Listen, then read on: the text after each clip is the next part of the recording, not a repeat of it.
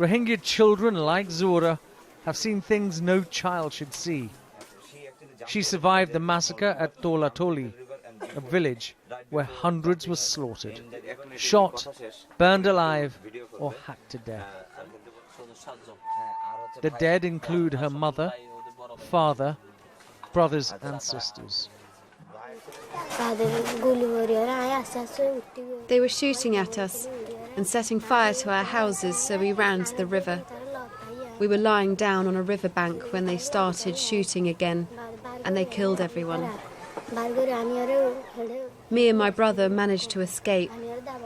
I saw my sister's body. I saw people being hacked to death by men wearing khaki uniforms. Zoora shows me where she was shot in the thigh as she fled.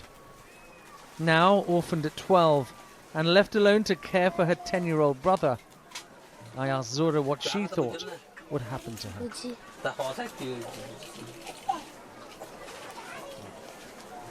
She has no words. Kutapalong refugee camp is now home to over 600,000 Rohingya who have fled slaughter in Myanmar. Over half are children.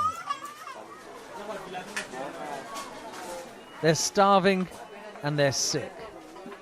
1 in 4 is suffering from life-threatening malnutrition.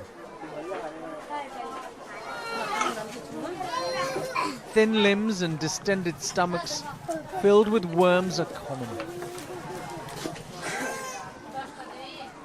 Cholera and dysentery lurk in the fecal-infested water.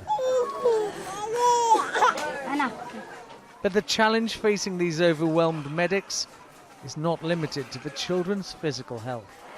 Everybody is going to have the post-traumatic stress disorder because they left everything what they had. And number 2, they saw many of their relatives dying in front of them, and they were butchered. I would say butchered. This is the only time you'll see happy Rohingya children. Inside a special child-friendly space that offers a momentary distraction from their wretched lives. We are training people to pick up signs or symptoms of trauma, and then we deal with it case by case.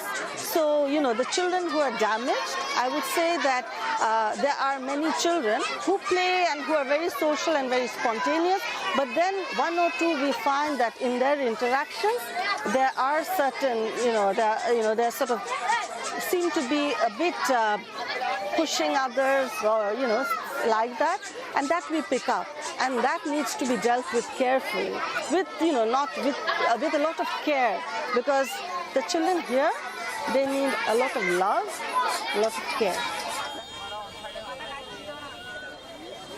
But there's little love for the world's most persecuted people, because Bangladesh's notorious sex trade is already exploiting the Rohingya crisis. We're on one of the main roads leading out of the refugee camp, and this is a police checkpoint. They're here to stop the Rohingyas from leaving, but human traffickers are ruthless people. They know how to prey on the weak and desperate, and there are plenty of those here. Qasim is a human trafficker and belongs to a gang of pimps targeting women and young girls inside Kutapalong. We get about £5 for each girl we bring to the city. We come with 15, 20 girls and then hand them over. Some do it because they're poor, others are widows. They work to survive. The government handouts aren't enough to live on. They need medicine for their kids, so they become prostitutes. Other girls do it because their parents can't afford a dowry to marry them off. Others do sex work to support elderly parents. There are more and more Rohingya coming to the camps. They've lost everything. They're desperate. So the number of pimps in the refugee camps has grown, and it's big business. Now you can even find people sleeping rough on the streets with no shelter, and they have unmarried girls with them, so my business is thriving. This is the new Rohingya generation. Traumatized, sick and vulnerable. Children doomed to spend the rest of their lives inside a refugee camp. Because when the Rohingya cried for help, the world ignored their plight until it was too late. Ashish Joshi, Sky News, Bangladesh.